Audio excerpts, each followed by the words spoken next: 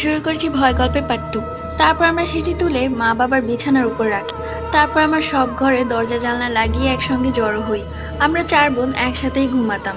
আমি আমার বই খাতা রেখে দিলাম, আমরা একসাথে কার্টুন দেখছিলাম। ছোট বোন একটু ভীতু টাইপের ছিল, তাই সে ভয় পাচ্ছিল।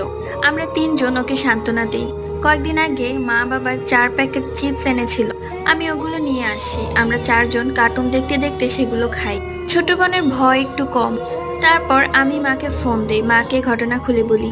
মা বলে কিছুই হয়নি, হয়তো পড়ে গেছে বাতাসের জন্য। মা বলে সব ঘরের দরজা জানলা বন্ধ করে দিতে।